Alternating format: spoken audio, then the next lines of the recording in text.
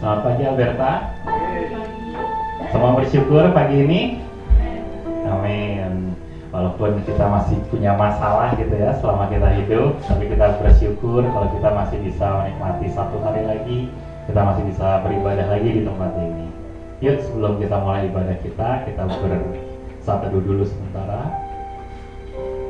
Kita bersatu teduh dulu sebentar. Kita mau bawa ke Tuhan semua beban hidup kita, semua masalah kita, sehingga itu tidak menghalangi kita di dalam memuji dan menyembah Tuhan pagi ini.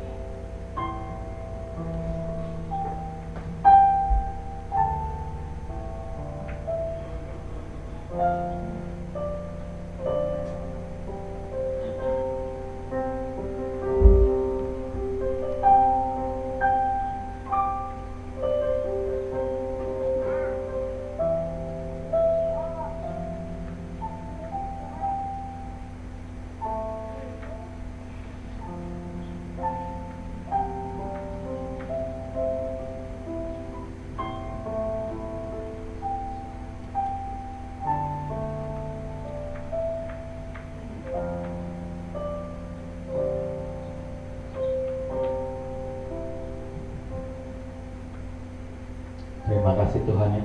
Terima kasih untuk hari ini. Terima kasih kami masih bisa datang beribadah di tempat ini. Kami datang dengan berbagai macam hal Tuhan. Setiap kami punya pergumulan masing-masing, setiap kami punya masalah masing-masing.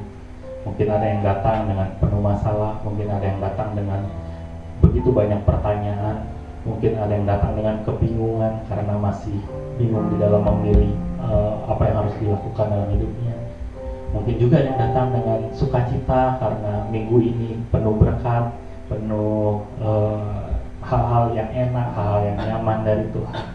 Apapun keadaan kami Tuhan saat kami datang pagi ini, kami mau bawa ke dalam nama-Mu, dan kami mau serahkan itu, baik itu masalah, pergumulan, ataupun juga sukacita kami. Dan kami mau fokus untuk memuji dan menyembah-Mu. Dalam keadaan apapun kami datang, kami percaya. Ketika kami datang dengan percaya, kami sungguh-sungguh beribadah, ada sesuatu terjadi di tempat ini. Ada perubahan terjadi di tempat ini. Ada pemulihan terjadi di tempat ini. Terima kasih Tuhan untuk pagi ini. Hanya di dalam nama Tuhan Yesus kami sudah berdoa dan kami siap memuji dan menyembah. Haleluya. Amin. Mari Bapak Ibu silakan untuk berdiri dan kita mau katakan Holy, Holy, Holy. Kita mau sembah Dia, Allah yang kudus, Allah yang suci.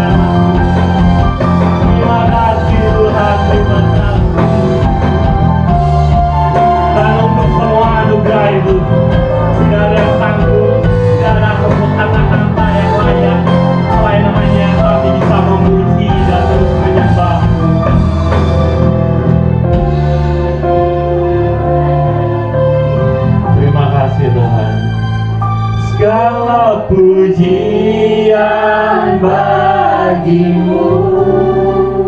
Kami yang bernafas di tempat ini, kami mau terus memuliakan Engkau. Sudah bumi kan berseru, kuduslah Tuhan Allah. Segala pujian bagimu. Ya, segenap nafas kami Segenap nafas muliakan-Mu.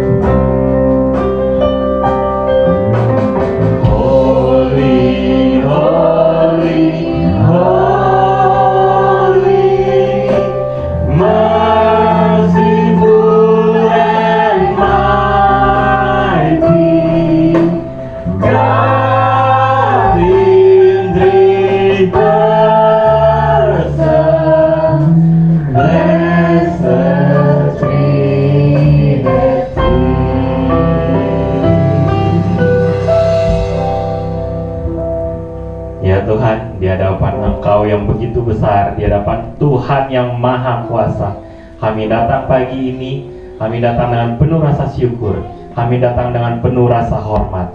Kami mau terus bernyanyi untuk Engkau, memuji, menyembah-Mu. Dan nanti kami juga akan sama-sama duduk, belajar, mendengarkan firman-Mu. Dan kami juga mau berikan persembahan kami yang terbaik yang bisa kami berikan. Kami mau menikmati Engkau Tuhan di dalam ibadah ini. Terima kasih Tuhan untuk kesempatan ibadah ini, karena ibadah ini hanya karena anugerah-Mu saja. Terima kasih Tuhan, hanya di dalam nama Tuhan Yesus kami siap untuk terus bernyanyi untuk Engkau. Haleluya, amin. Salam Alberta. Yuk, sebelum kita lanjut nyanyian kita, berikan dulu salam dan senyummu. Jokowi udah bilang udah jadi endemi, silakan salam-salaman. Nggak perlu fist bump lagi. Oke, semuanya siap memuji Tuhan? Tuhan Raja kita yang Maha Besar, amin. Yuk sama-sama nyatakan dalam pujian ini.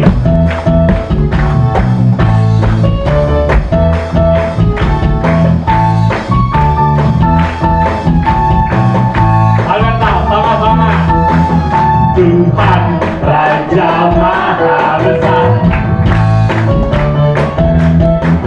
mari datang menyembah-Nya. Amin. Sekali lagi, Tuhan Raja Maha Besar. Raja Maha Besar. Oleh kanan kirinya katakan mari datang. Mari datang menyembah-Nya. Dia yang mencipta semuanya. Dia membentuk kehadirannya, datanglah nyanyi bersyukur padanya. Dengan bersuka bernyanyilah, Dia batu keselamatan, bunyinya Tuhan Raja Maha Besar. Tuhan Raja Maha Besar. amin. Ya semuanya kita datang sembah Dia. Mari datang menyembah-Nya. Tuhan Raja Maha Besar, mari datang menyembah-Nya.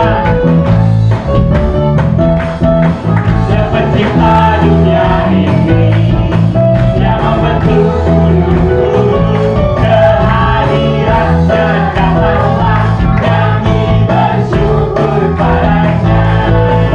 Dengan bersuka bernyanyilah, Dia batu keselamatan, bunyinya Tuhan Raja Maha. Yang bersuka goyangkan bahumu ya sama-sama. Dengan bersuka bernyanyilah, Dia batu keselamatan, bunyinya Tuhan Raja Maha.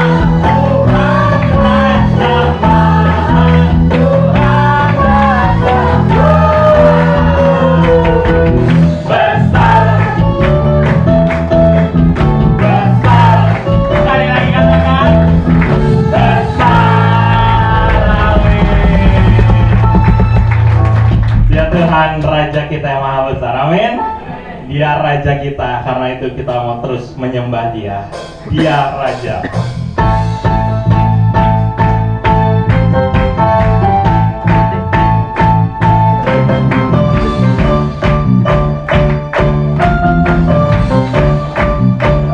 Sama-sama Alberta. Bersyukurlah kepadanya, bawalah pujian baginya, karena Dia Raja, Dia yang berkuasa. Tuhan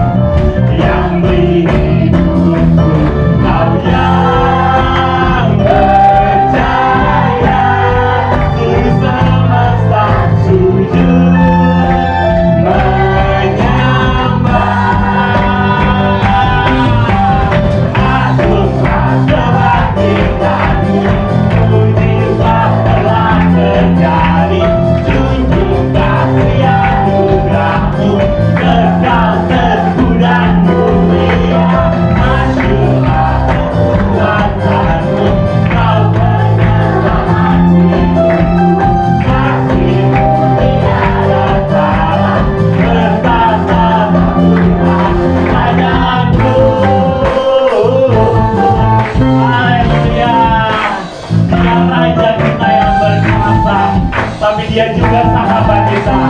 Dia yang memimpin kita semua. Terima kasih Tuhan. Ya beta, sama-sama katakan. Sini, sana.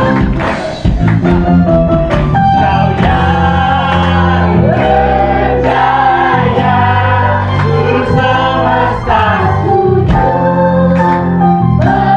Lagi-lagi nyatakan Dia yang berjaya.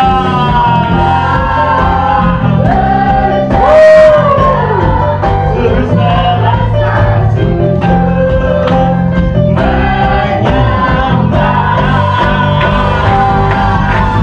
Akulah kebangkitanmu, mujizat kami alami, mujizatmu Tuhan. Dan mulia, masyurlah perbuatanmu, Kau penyelamat hidupku. Kasih-Mu tiada tara, betapa Tuhan Rajaku.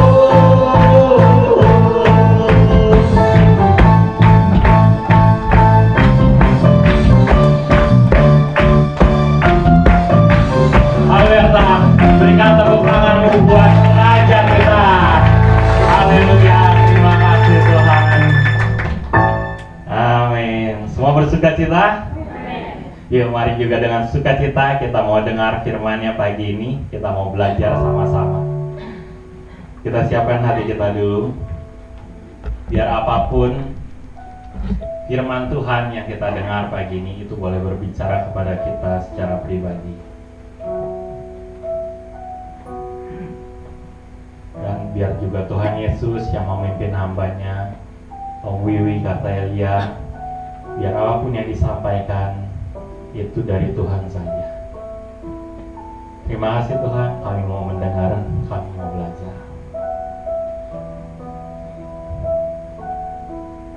Dan sebagai pernyataan kita mau belajar, mau tunduk di hadapan-Nya, kita nyanyikan lewat lagu ini. Here I bow Lord, to lift you high. Biar nama-Mu yang dimuliakan lewat hidup kami.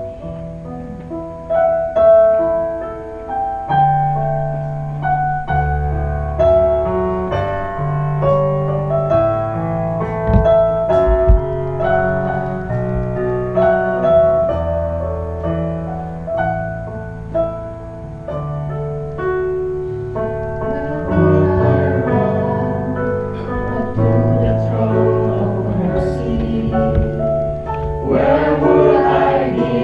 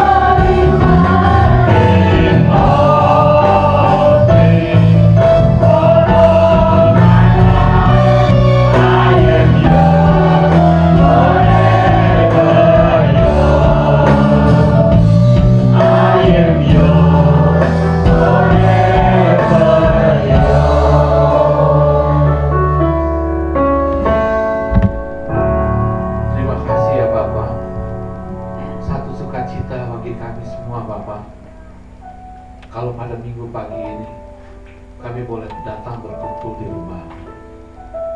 Kami hadir di sini karena kami ingin bersekutu denganmu, karena kami ingin menyembahmu, kami ingin meninggikan namamu di atas segala hal dalam kehidupan kami. Terima kasih Bapa. Sekali lagi terima kasih buat saat yang indah ini.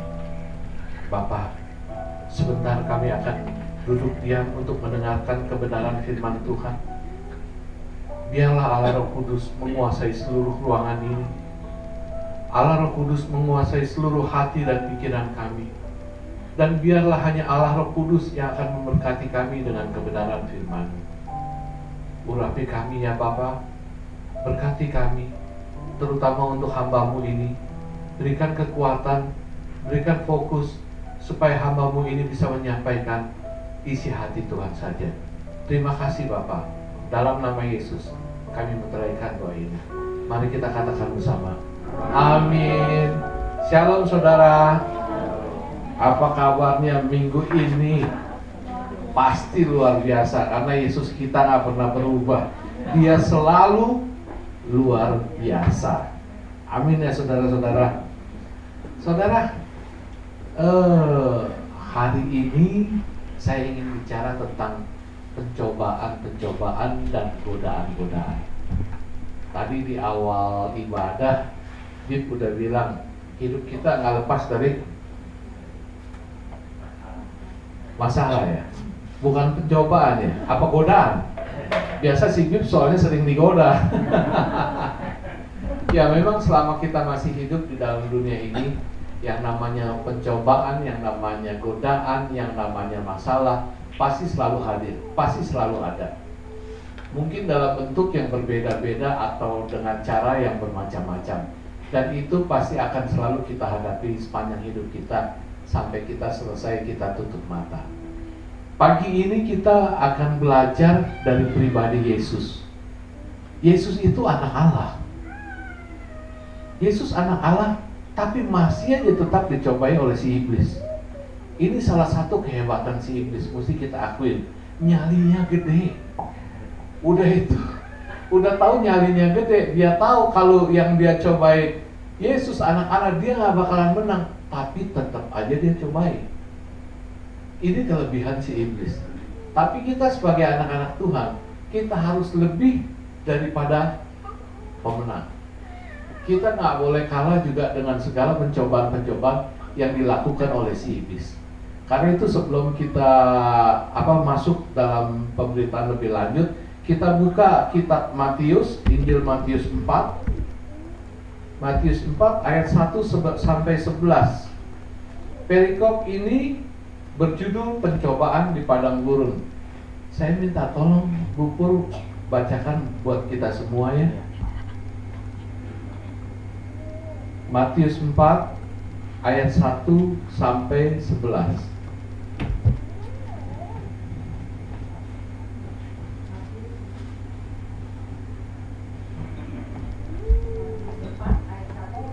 Matius 4 ayat 1 sampai 11. Demikian firman Tuhan. Pencobaan di padang gurun. Maka Yesus dibawa oleh Roh kepada gurun untuk dicobai iblis. Dan setelah berpuasa 40 hari dan 40 malam, akhirnya laparlah Yesus. Lalu datanglah si pencoba itu dan berkata kepadanya, "Jika engkau anak Allah, perintahkanlah supaya batu-batu ini menjadi roti." Tetapi Yesus menjawab, "Ada tertulis, manusia hidup bukan dari roti saja, tetapi dari setiap firman yang keluar dari mulut Allah." Kemudian iblis membawanya ke kota suci dan menempatkan dia di hubungan bait Allah. Lalu berkata kepadanya, "Jika engkau anak Allah, jatuhkanlah dirimu ke bawah, sebab ada tertulis, mengenai engkau dia akan memerintahkan malaikat-malaikatnya, dan mereka akan menatang engkau di atas tangannya, supaya kakimu jangan terantuk kepada batu." Yesus berkata kepadanya, "Ada pula tertulis, janganlah engkau mencobai Tuhan Allahmu." Dan iblis membawanya pula ke atas gunung yang sangat tinggi dan memperlihatkan kepadanya semua kerajaan dunia dengan kemegahannya, dan berkata kepadanya, Semua itu akan kuberikan kepadamu jika engkau sujud menyembah aku. Maka berkatalah Yesus kepadanya, "Enyahlah iblis, sebab ada tertulis, engkau harus menyembah Tuhan Allahmu dan hanya kepada Dia sajalah engkau berbakti." Lalu iblis meninggalkan dia dan lihatlah, malaikat-malaikat datang melayani Yesus. Amin. Makasih Bu Pur. Saudara, pencobaan yang Yesus alami ini terjadi pada waktu Yesus setelah Yesus selesai melakukan puasa. Pada waktu Yesus sebelum memulai awal pelayanannya. Kita akan coba lihat dan bahas satu persatu ya. Pencobaan yang terjadi pada diri Yesus itu tiga kali. Kita tahu 3 kali. Saya bacakan dulu. Pencobaan pertama ini ada dalam ayat 1 sampai ayat 4. Dikatakan begini, maka Yesus dibawa oleh roh ke padang gurun untuk dicobai iblis. Dan setelah berpuasa 40 hari dan 40 malam, akhirnya laparlah Yesus. Lalu datanglah si pencoba itu dan berkata kepadanya, "Jika engkau anak Allah, perintahkanlah supaya batu-batu ini menjadi roti." Tetapi Yesus menjawab, "Ada tertulis, manusia hidup bukan dari roti saja, tetapi dari setiap firman yang keluar dari mulut Allah." Ini pencobaan pertama, saudara. Waktu itu setelah Yesus Yesus berpuasa 40 hari 40 malam. Dikatakan seperti ini. Dan setelah berpuasa 40 hari 40 malam, akhirnya laparlah Yesus. Saudara, kenapa Yesus harus berpuasa sih? Kenapa Yesus harus berpuasa? Bukankah Yesus anak Allah? Ini yang tanya saya nih, anak Tuhan. Kalau benar, kalau orang luar sana dia bertanya seperti saya, saudara pasti akan tangkap, kita pasti akan tangkap pertanyaan itu berbeda. Kenapa Yesus mesti puasa? Bukankah dia anak Allah? Itu jadinya sebuah sindiran untuk Yesus. Tapi ini benar, kita banyak anak-anak Tuhan juga yang suka bertanya, kenapa sih Yesus harus berpuasa? Bukankah dia anak Allah? Kenapa, saudara? Coba kasih contoh. Iya benar. Kasih contoh benar. Sebenarnya bukan hanya Yesus berpuasa itu hanya untuk memberi contoh. Yesus berpuasa itu untuk mempersiapkan diri. Yesus berpuasa untuk mempersiapkan diri dari segi rohaninya dan menjaga dirinya, hubungan kedekatan dia dengan Allah. Itu poin yang utama. Makanya banyak anak-anak Tuhan, kalau dia lagi mengalami kesusahan, lagi mengalami masalah, dia sering kali berpuasa. Tujuannya begitu, untuk menguatkan rohani kita dan mengikat hubungan kita semakin erat kepada Allah. Itu tujuannya. Tapi yang lebih banyak lagi yang jadi pertanyaan bagi anak-anak Tuhan, Yesus berpuasa 40 hari 40 malam. Gimana caranya Yesus berpuasa sih 40 hari 40 malam? Menurut saudara, Yesus berpuasa 40 hari 40 malam itu puasanya seperti apa? Apa puasa full, maksudnya 40 hari 40 malam nggak makan?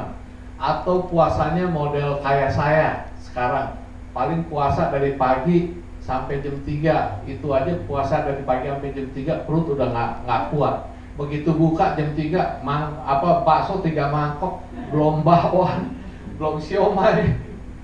Apa seperti itu? Atau gimana caranya? Menurut saudara gimana? Ada yang mau kasih pendapat? Enggak apa-apa. Menurut saudara gimana, Bib? Kalau menurut Bib?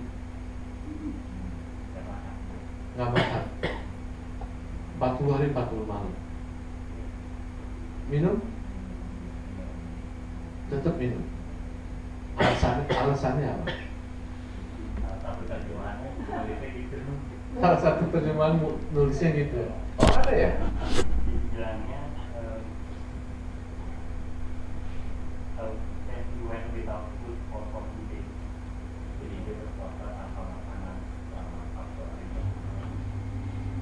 sayang kamu dalam persiapan kamu nggak baca itu malah.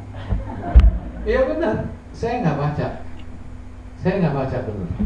Karena banyak anak-anak Tuhan berpikir yang nggak baca seperti Bib. Yesus berpuasa benar 40 hari 40 malam, cuman ada jeda, ada break gitu. Mungkin entah itu sehari cuman makan sekali atau minum sekali gitu. Ada anak-anak Tuhan juga yang melakukan hal itu. Tapi kalau menurut saya pribadi, Yesus berpuasa 40 hari 40 malam, dia benar-benar berpuasa 40 hari 40 malam tanpa makan dan tanpa minum. Tanpa makan dan tanpa minum. Memang dalam dunia kedokteran yang saya baca, dunia kedokteran itu menulis seperti ini. Manusia berpuasa, kalau dia benar-benar berpuasa 40 hari 40 malam tanpa makan dan tanpa minum, dia akan sanggup sampai 7 hari, mungkin bisa lebih-lebih beberapa hari, tergantung fisiknya. Setelah itu dia mati. Nah, benar. Ini menurut dunia kedokteran. Tapi kalau dia berpuasa 40 hari 40 malam tanpa makan, tapi dia tetap dapat minum air mineral, dia bisa bertahan sampai 3 sampai 4 bulan. 3 sampai 4 bulan. Jadi kesimpulannya yang kayak dibilang ya, Yesus nggak makan total 40 hari 40 malam tapi sambil minum. Tapi kalau pendapat saya pribadi, Yesus benar-benar nggak makan dan nggak minum selama 40 hari 40 malam. Ini pendapat saya pribadi. Karena apa? Karena ketika Yesus berpuasa, ada campur tangan ilahi di dalam diri Yesus. Campur tangan ilahi ini itu yang memberikan kekuatan pada Yesus sehingga dia mampu untuk berpuasa 40 hari 40 malam tanpa makan dan tanpa minum. Ini yang terjadi. Contohnya apa? Contohnya di dalam perjanjian lama, ada beberapa tokoh Alkitab yang telah melakukan hal ini. Contoh pertama, Musa. Saudara tahu semua Musa berpuasa 40 hari 40 malam. Ya? Tahu nggak? Enggak ya? Saya ceritakan sedikit. Satu kali Musa diperintahkan oleh Allah, Musa, kamu naik ke Gunung Sinai, naik menghadap hadiratku. Nah, pada saat itu Allah ingin memberikan 10 hukum Taurat, yang 2 loh batu itu, dan sekaligus mengajarkan kepada Musa tentang banyak hal yang harus dilakukan oleh bangsa Israel. Waktu Musa naik ke Gunung Sinai dan dia ada tinggal di Gunung Sinai itu bertemu dengan Allah, itu lamanya 40 hari 40 malam. Musa nggak makan dan nggak minum.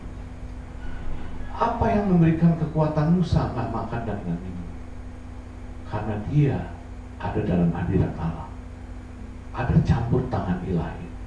Dan kalau kita ada dalam hadirat Allah, urusan gitu tuh nggak ada tuh. Apalagi berhadapan-hadapan dengan Allah, dia akan diberikan kemampuan untuk itu.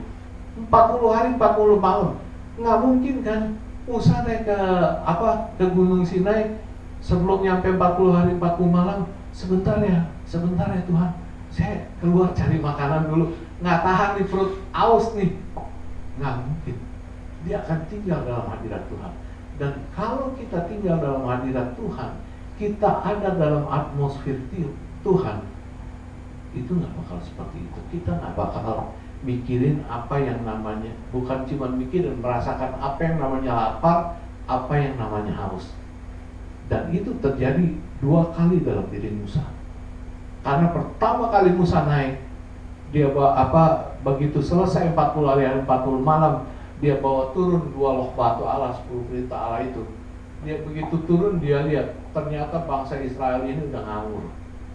Bangsa Israel udah ngawur, dia udah mulai membuat satu patung anak lembu emas untuk dia sembah.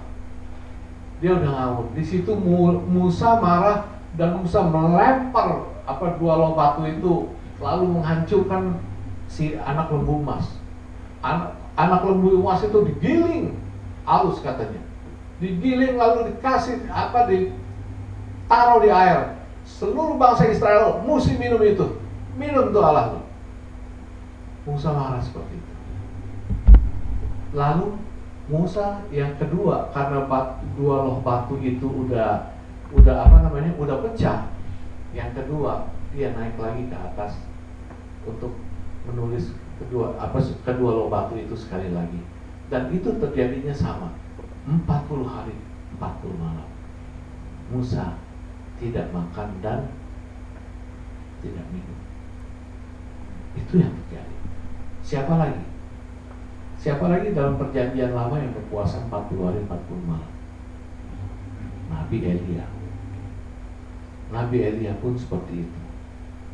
Waktu itu Nabi Elia itu diperintahkan oleh Allah untuk pergi ke Gunung Horeb. Waktu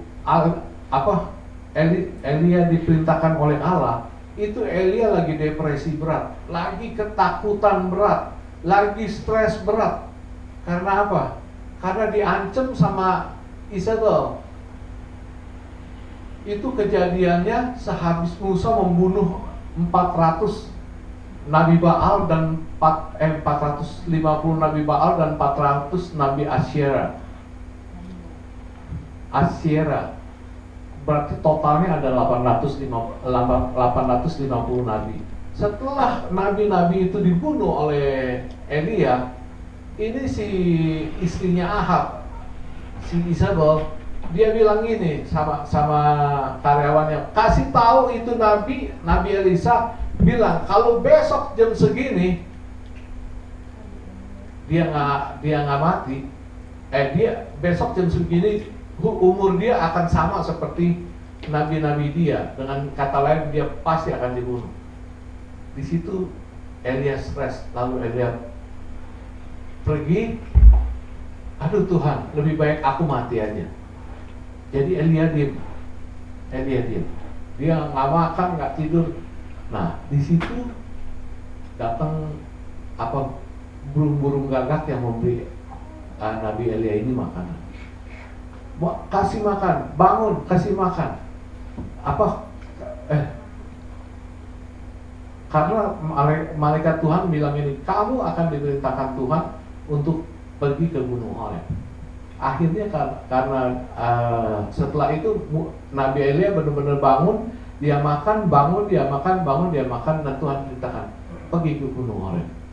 Di situ firman Tuhan katakan, Elia jalan 40 hari 40 malam nggak berhenti. Dengan arti kata dia nggak makan, nggak minum, dan sambil nggak makan, nggak minum berpuasa itu, dia pun terus berjalan 40 hari 40 malam sampai ke Gunung Horeb. Ini yang dua tokoh pribadi ini telah melakukan puasa 40 hari 40 malam tanpa makan, tanpa minum. Karena apa? Karena ada campur tangan ilahi, ada campur tangan Allah di dalam dia melakukan itu. Tapi kalau bagi manusia biasa, jangan sekali-sekali coba, karena nggak bakal sanggup. Ada, saya baca beritanya, seorang hamba Tuhan dari Afrika meninggal. Meninggalnya karena apa? Karena dia ingin berpuasa. Karena dia berpuasa 40 hari 40 malam mengikuti apa yang Yesus lakukan. Dia pikir kalau Tuhan Yesus sanggup, kenapa dia nggak sanggup? Tapi ternyata dia nggak beriman. Saudara, kita bahas lebih lanjut. Dan setelah berpuasa 40 hari 40 malam, akhirnya laparlah Yesus. Lalu datanglah si pencoba itu dan berkata kepadanya, jika engkau anak Allah, perintahkanlah supaya batu-batu ini menjadi roti. Tetapi Yesus menjawab, ada tertulis, manusia hidup bukan dari roti saja, tetapi dari setiap firman yang keluar dari mulut Allah. Saudara, Yesus sanggup nggak sih rubah batu jadi roti, bukan roti jadi batu, batu jadi roti. Yesus sanggup nggak sih? Bisa ya, sanggup. Mau rubah batu jadi bretok juga bisa, mau jadi macam-macam juga bisa. Yesus sanggup, benar Yesus sanggup. Tapi yang jadi pertanyaan, kenapa Yesus nggak melakukan itu? Kenapa Yesus nggak melakukan itu? Bahkan Yesus katakan, manusia hidup bukan dari roti aja loh, tapi manusia hidup dari firman yang keluar dari mulut Allah. Dari peristiwa ini pelajaran apa yang kita bisa dapatkan? Nasihat apa yang bisa kita pungut? Jangan pernah melakukan sesuatu, jangan pernah menghalalkan sesuatu. Jangan menghalalkan untuk mendapatkan sesuatu. Maksudnya, untuk mendapatkan sesuatu kita jangan menghalalkan segala cara gitu. Di situ Yesus mengajarkan kepada kita, kalau kamu mau sesuatu, butuh sesuatu, bahkan itu sesuatu yang paling penting, urusan perut, urusan kampung tengah, jangan menghalalkan segala cara. Karena itu Yesus bilang,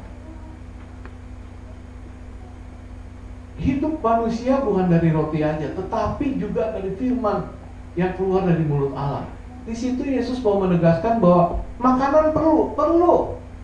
Makanan itu penting bagi tubuh kita, tubuh jasmani kita. Tapi jauh lebih penting adalah makanan rohani kita, kebenaran firman Tuhan. Itu yang harus menjadi makanan utama. Karena kalau kita melakukan segala kebenaran firman Tuhan, kebenaran firman Tuhan itu akan menuntun kita menjadi kita bisa hidup dengan baik, hidup dengan benar, dan melakukan segala sesuatu di dalam kehidupan ini sesuai dengan perintah Allah. Ini Yesus mau ngajarin seperti ini. Pencobaan iblis yang pertama ini pencobaan kebutuhan dasar manusia. Pencobaan iblis pertama ini pencobaan yang paling berat. Manusia bisa hidup nggak kalau nggak makan? Enggak ya. Manusia itu kalau kelaparan bisa ngelakuin macam-macam. Kalau kelaparan bisa buat segala sesuatu. Kalau kita butuh makan gitu, sampai berapa hari nggak makan, daripada mati, kita pasti bisa berbuat ABCD gitu. Tapi kalau kita cuma butuh, saya butuh motor nih untuk bolak-balik kerja, atau butuh sepeda untuk bolak-balik kerja, kita bisa tahan itu, bisa nggak melakukan satu kesalahan, satu dosa. Tapi yang namanya urusan perut itu berbahaya sekali. Dan Yesus dicobai pertama kali itu urusannya urusan perut. Saat itu Yesus lagi lapar. Kalau boleh saya bilang lagi lapar-laparnya. Bisa bayangin 40 hari 40 malam nggak makan, nggak minum. Jadi laparnya itu seperti apa? Tapi Yesus nggak mau tuh. Yesus tetap nggak mau merubah mau mengubah batu menjadi roti. Karena apa? Bukan karena Yesus nggak sanggup, tapi karena Yesus nggak mau semena-mena. Yesus nggak mau melakukan segala cara untuk mendapatkan sesuatu. Enggak. Dia tahu kuasanya, kemampuannya itu bukan untuk hanya dirinya sendiri. Dia punya kuasa untuk melakukan apa-apa, tapi kuasanya itu dia lakukan untuk kemuliaan nama Allah. Karena itu Yesus kasih message ke kita, kasih pesan ke kita. Jangan kita sembarangan melakukan sesuatu demi apa yang kita butuhkan. Jangan kita semena-mena, sesuka kita lah. Kalau kita perlu sesuatu, kita kelaparan, daripada kelaparan lebih baik gua nyolong. Karena umumnya orang yang nyolong di mana-mana kayak kita di pasar market, di Indomaret, di Superindo, atau di mall-mall lah begitu. Rata-rata mereka kalau ketangkep bilangnya apa? Ada lapar. Saya udah berapa lama nggak makan nih anak istri saya. Dan biasa kalau yang suka melakukan itu ibu-ibu. Bapak-bapak nggak tahu karena apa. Tapi yang anehnya, mereka bukan cuma lapar. Mereka memang punya niat untuk lebih daripada itu. Karena saya pernah nonton video, isinya ibu-ibu lagi nyolong. Maksudnya, ya biasalah, berhijab segala macam. Waktu dia nyolong, dia mau keluar, dia ketangkep. Dia dibawa ke ruang kantornya, suruh keluarin satu-satu apa yang ada. Bayangin, dia keluarin satu-satu. Ini celananya, ini kayak celana Doraemon.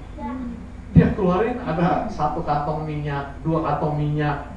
Udah itu dia keluarin ada ada susu, ada sarden cheese, ada cornet, ada macam-macam. Ini ajaib loh. Begitu banyak itu dikumpulin hampir 1 troli. Kita bisa bayangin seperti itu. Dia bukan cuma lapar, dia ada niat. Tapi tujuan pertamanya memang dia lapar. Dan ini yang membuat orang gampang jatuh dalam dosa. Pencobaan pertama adalah perut lapar. Urusan kampung tengah, orang akan hilang. Orang akan bisa melakukan segala sesuatu, menghalalkan segala sesuatu. Karena itu Yesus katakan di situ, manusia hidup bukan dari roti saja, tetapi dari firman Tuhan. Itu mengingatkan kita, jangan lakukan sembarangan hanya demi perut ini. Lalu pencobaan kedua dikatakan begini. Kemudian iblis membawanya ke kota suci dan menempatkan dia di bubungan bait Allah. Lalu berkata kepadanya, jika engkau anak Allah, jatuhkanlah dirimu ke bawah. Sebab ada tertulis mengenai engkau, ia akan memerintahkan malaikat-malaikatnya dan mereka akan menatang engkau di atas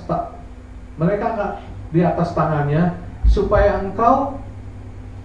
supaya kakimu jangan terantuk kepada batu. Pencobaan kedua ini adalah pencobaan tentang keberadaan Yesus, tentang posisi Yesus, tentang kedudukan Yesus. Kalau boleh saya katakan dalam dunia ini pencobaan tentang harga diri. Kalau saudara-saudara perhatikan, dari pencobaan pertama sampai ke pencobaan kedua, si iblis ini dalam pencobaan itu pertama kali mengatakan, jika engkau anak Allah. Jadi iblis ini ingin menguji, kalau engkau anak Allah, kamu coba dong lakukan itu. Kenapa iblis bisa berkata, jika engkau anak Allah, maka ubahlah batu menjadi roti. Jika engkau anak Allah, coba jatuhkan dirimu ke bawah. Ini berkaitan dengan Yesus sebelum Yesus memulai kuasanya. Di perikop sebelumnya, di pasal sebelumnya, di Matius 3 itu ayat 16-17 dikatakan seperti ini. Sesudah dibaptis, Yesus segera keluar dari air, dan waktu itu juga langit terbuka, dan ia melihat Roh Allah seperti burung merpati turun ke atasnya. Lalu terdengarlah suara dari surga yang mengatakan, inilah anakku yang kukasihi, kepadanya lah aku berkenan.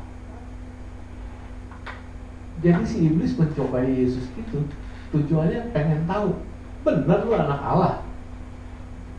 Bener lu anak Allah? Berarti kalau lu anak Allah, lu punya kemampuan yang spesial dong, yang luar biasa dong. Cuma rubah batu jadi roti aja pasti bisa. Itu diuji pertama kali dengan posisi perut Yesus yang lagi lapar-laparnya. Tapi kalau yang kedua, yang pencobaan kedua ini, Yesus diuji dengan apa? sungguh menjatuhkan diri dari hubungan. Dia ingin menguji kebenaran firman Tuhan juga. Si iblis lagi ngakalin. Karena ada firman yang mengatakan kalau ia jatuh, Bapa tuh pasti akan segera perintahkan malaikat-malaikatnya supaya langsung menantangnya, supaya dia nggak jatuh, kakinya nggak patah. Ayo dong buktiin dong. Kalau lu anak Allah, lu jatuhkan diri. Kan ada firman yang berkata seperti itu. Ada malaikat yang akan menantangnya. Ini hati-hati. Hati-hati. Di sini Yesus menjawab. Di sini Yesus menjawab. Ada tertulis, jangan engkau mencobai Tuhan Allah. Ada tertulis, jangan engkau mencobai Tuhan Allah.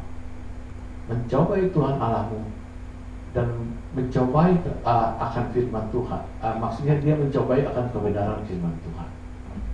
Karena memang ada tertulis di Mazmur 91 bahwa ia akan menantang engkau supaya kakimu jangan terantuk kepada batu.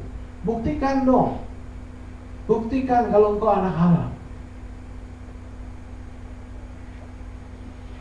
Di sini Yesus ingin mengajarkan kepada kita bahwa kita hidup, kita harus berhikmat. Kita hidup, kita harus berhikmat. Kita harus bijaksana. Kita jangan mau dibohongin oleh si iblis, diakalin oleh si iblis dengan menggunakan firman Allah juga. Si iblis kan bilang, kan ada tertulis firman Allah bilang, kalau kau jatuh pasti malaikat Tuhan pasti akan datang untuk menantang engkau supaya kamu nggak celaka. Buktiin dong. Buktiin dong. Nah, keberadaan Yesus, posisi Yesus sebagai anak Allah, ini sedang diuji. Ini sedang diuji. Tapi Yesus nggak mau melakukannya. Karena apa? Karena Yesus tahu kelicikan si iblis.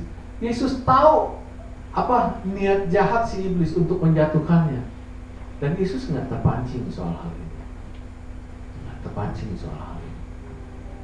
Kita mesti ingat, kita harus berhikmat. Kita harus penuh dengan kebijaksanaan di dalam menghadapi setiap pencobaan, di dalam menghadapi setiap godaan. Jangan kita terpancing untuk melakukan hal itu. Terkadang anak-anak Tuhan itu juga sering kena dicobai oleh si iblis. Saya pernah baca satu berita. Di dalam Markus 16 itu kan ayat, kalau nggak salah ayat 17-18, waktu Yesus lagi memerintahkan semua murid-muridnya, dia berkata, inilah yang akan menyertai orang percaya. Katanya dia bisa menyembuhkan orang, diberi kuasa untuk mengusir setan segala macam. Dan ada salah satu kata-katanya berkata begini, dia akan memegang ular pun nggak apa-apa, bahkan minum racun pun dia tetap baik-baik saja. Jadi dengan arti kata nggak mempan lah. Kalau kamu percaya sama Tuhan, kamu lagi istilahnya memberitakan kebenaran firman Tuhan dan kamu sedang melakukan itu semua, kamu minum racun pun nggak apa-apa, diracunin pun nggak mempan gitu, nggak mempan gitu. Dan itu memang terbukti, karena saya pernah dengar kesaksian Pak Supit. Waktu itu dia khotbah, saya ada di situ. Dia kesaksian dan memang dia pergi ke Sumatera, di sana dikasih makanan itu beracun. Dan dia sama sekali nggak kena racun, tetap dalam perlindungan Allah. Tapi jangan pernah kita mencobai Tuhan. Karena dia pegang itu, minum racun nggak apa-apa, kamu pasti akan terselamatkan, istilahnya pasti oke-oke aja. Ada anak Tuhan, dia minum racun, dia pengen ngebuktiin firman Tuhan. Akhirnya mati. Kalau saya nggak tahu kalau Jotam dulu apa, akhirnya mati. Ini maksud firman Tuhan, maksud Yesus itu seperti ini. Jangan engkau mencobai Tuhan. Jangan engkau mencobai Tuhan. Orang suka berkata di dalam nama Yesus, aku menyeberang. Malaikat Tuhan pasti beserta denganku. Dia tutup mata, dia nyeberang di jalan tol. Kejadiannya, mobil ngerem mendadak saudara. Hal kedua dalam pencobaan ini, ingat, sebagai manusia kita harus berhikmat. Ketika kita menghadapi pencobaan, kita harus tetap berhikmat sebelum memutuskan apa yang harus kita lakukan dalam pencobaan itu. Lalu yang terakhir saudara, pencobaan yang ketiga yang Yesus alami di ayat 8. Dan iblis membawanya pula ke atas gunung yang sangat tinggi dan memperlihatkan kepadanya semua kerajaan dunia dengan kemegahannya. Dan ia berkata kepadanya, semua itu akan kuberikan kepadamu jika engkau sujud menyembah aku. Pencobaan yang ketiga adalah pencobaan tentang harta, tentang kenikmatan dunia, tentang kemewahan dunia. Dan pencobaan ini yang paling sering dilakukan oleh si iblis dan paling banyak berhasil. Paling banyak berhasil. Karena itu iblis mau mencoba Yesus juga nggak tanggung-tanggung. Yesus dikasih lihat itu kemewahan dunia seperti apa, harta dunia seperti apa, kenikmatan dunia seperti apa. Tapi Yesus tetap bilang, ya, no, aku nggak akan menyembahmu, aku nggak akan menunduk kepadamu, karena hanya Tuhanlah yang patut kita sembah. Ingat saudara, jangan sampai kita mau dibohongi oleh si iblis. Sekalipun kita susah seperti apa, sekalipun kita merindukan sesuatu, membutuhkan sesuatu seperti apa, jangan pernah menukar Yesus dengan apa yang kita butuhkan.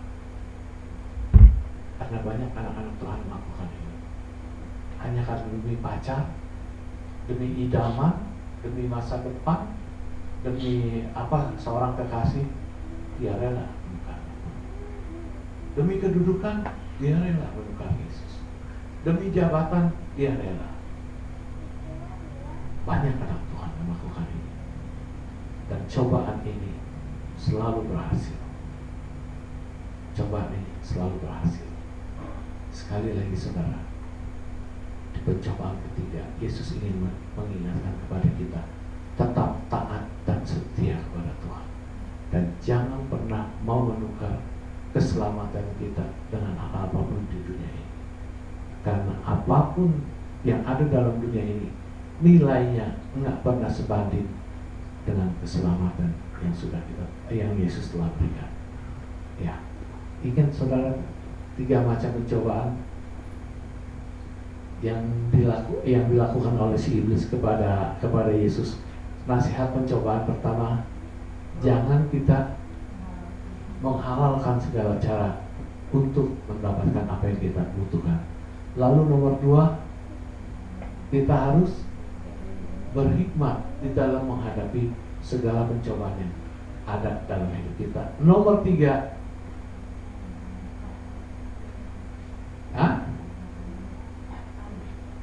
tetap setia, tetap taat kepada Tuhan. Jangan pernah mau menukar keselamatan yang kita miliki dengan apapun yang ada dalam dunia ini. Amin. Tuhan memberkati. Yuk kita berdoa. Bapa dalam surga, kami mengucap syukur dan terima kasih buat kebenaran firman-Mu yang boleh kami dengarkan di pagi ini. Hari ini Engkau mengajarkan kami tentang percobaan-pencobaan yang pernah dialami oleh Yesus Kristus. Engkau mengingatkan kepada kami bahwa si iblis itu terlalu licik, si iblis itu terlalu lihai. Jangan sampai kami semua sebagai anak-anak-Mu bisa kecolongan dengan apa yang dilakukan oleh si iblis. Kami tidak boleh melakukan segala sesuatu dengan semena-mena. Jangan karena sesuatu hal yang kami butuhkan, sekalipun itu menyangkut kebutuhan hidup kami, perut kami, jangan kami menghalalkan segala cara. Tuhan mengingatkan itu kepada kami, dan Tuhan mau kebenaran firman-Mu itu adalah yang selalu menjadi utama dalam hidup ini, yang akan menuntun kami supaya hidup kami menjadi benar di hadapan, dan kami menjalankan hidup ini seperti apa yang Kau inginkan. Tuhan mengingatkan juga kepada kami, tetap kami harus berhikmat, tetap kami harus bijaksana dalam menghadapi berbagai pencobaan di dalam dunia ini. Karena kalau kami berhikmat, kami tidak akan melakukan kesalahan, kami tidak akan jatuh dalam pencobaan itu. Dan Tuhan mengingatkan kepada kami, tetap taat, tetap setia kepadaku, dan jangan pernah mau menukar keselamatan yang Yesus telah berikan dengan hal apapun di dalam dunia ini, sekalipun hal itu begitu menarik bagi kehidupan kami. Terima kasih Bapa, kalau kembali kami diingatkan tentang hal ini, karena kami tahu kalau Bapa mengingatkan ini kembali kepada kami, karena Bapa sayang kepada kami, Bapa mengasihi kami, dan Bapa tidak ingin kami selalu terjatuh di dalam setiap pencobaan yang ada dalam hidup ini. Terima kasih. Meteraikan semua ini dalam loh hati kami yang paling dalam, dan terus Bapa ingat kami sepanjang hidup. Terima kasih Bapa. Dalam nama Yesus kami meteraikan doa ini. Amin. Saya yakin kita semua diberkati pagi ini oleh firman Tuhan ya. Biar firman yang sudah kita pelajari boleh kita lakukan juga dalam hidup kita. Ya apapun cobaan yang datang pada kita juga bisa kuat. Amin. Saya atas nama seluruh jemaat dan Ibu Gembala mengucapkan terima kasih atas pelayanan Ibu Wiwi. Tuhan Yesus memberkati.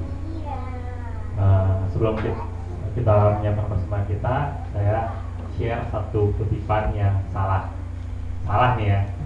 Kalau ada cobaan datang, ya cobain. Itu kalah, itu yang salah. Oke, kepada yang bertugas untuk membawakan persembahan boleh maju.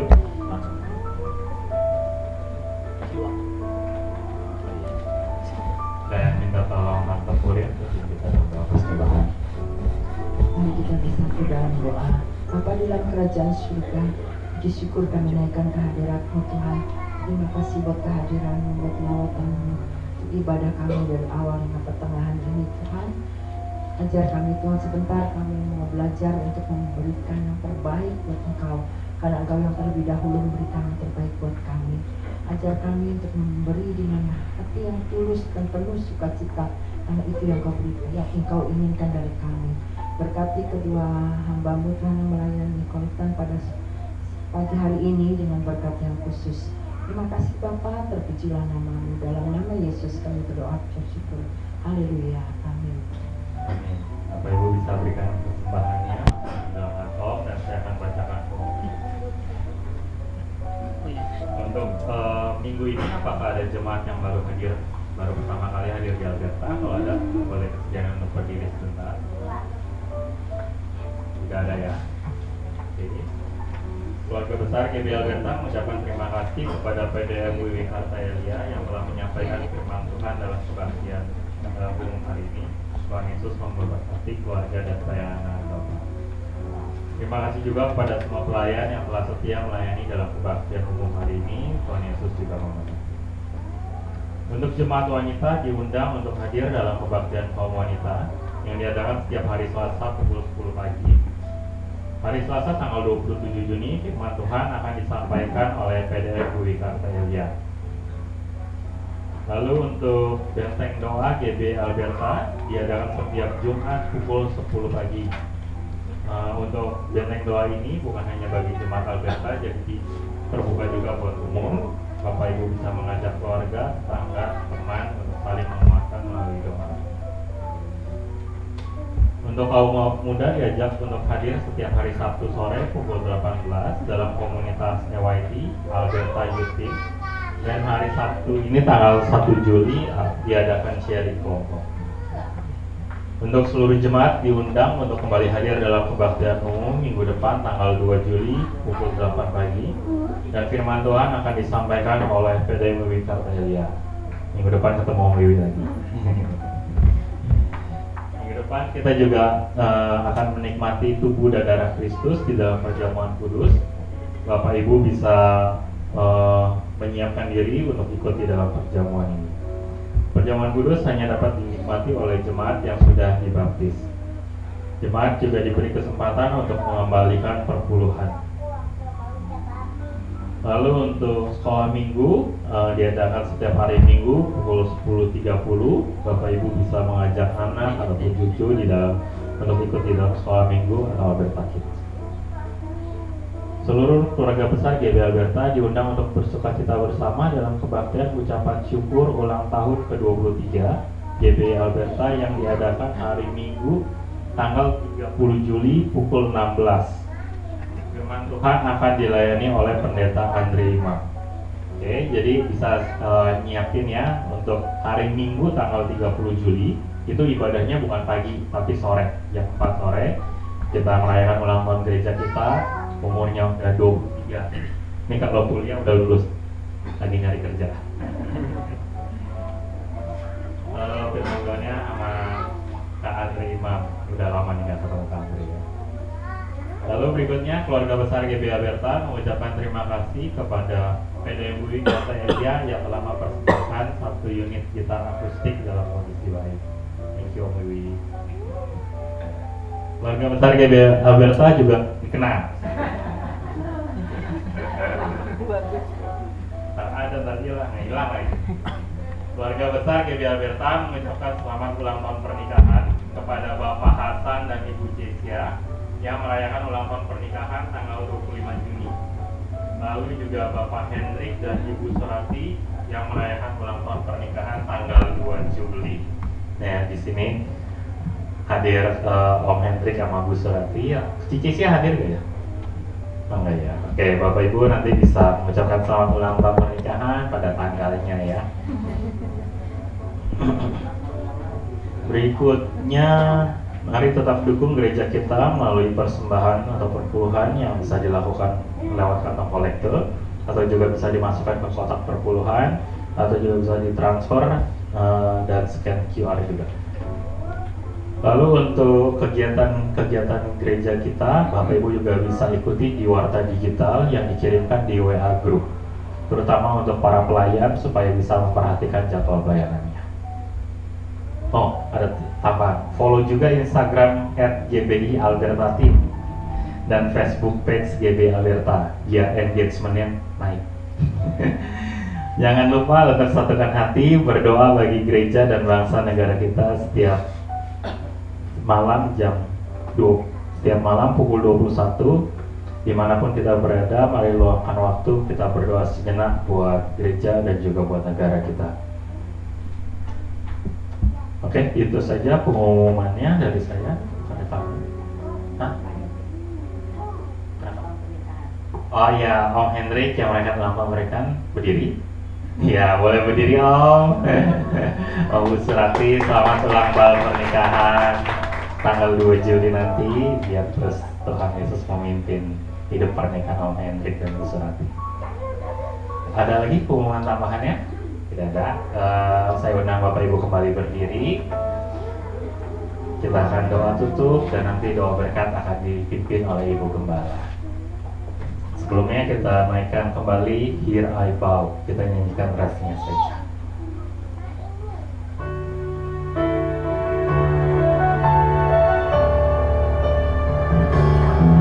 So here I bow to lift you high,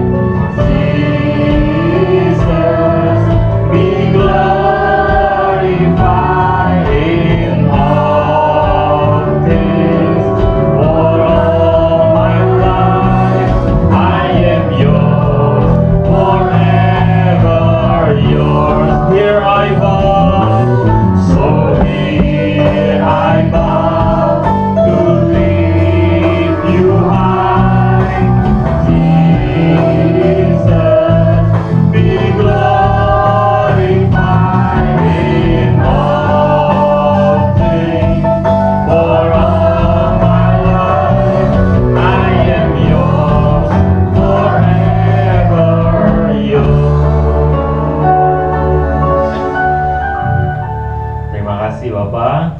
kasih untuk ibadah yang sudah Kau pimpin sepanjang 2 jam ini.